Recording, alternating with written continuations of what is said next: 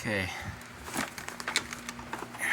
1980s Hoover Convertible u4423 u4423 F&G setup. Has a Royal A bag in there, but they're basically the same thing, and it's crazy.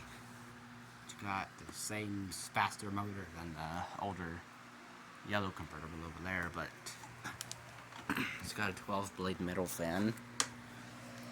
Just listen to it.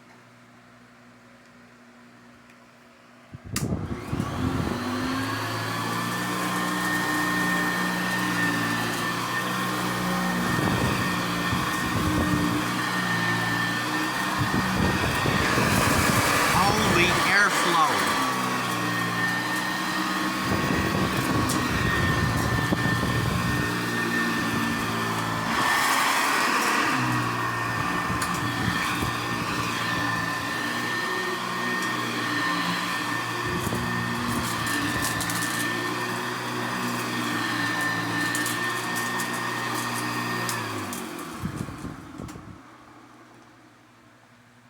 It's a lot of airflow from this thing.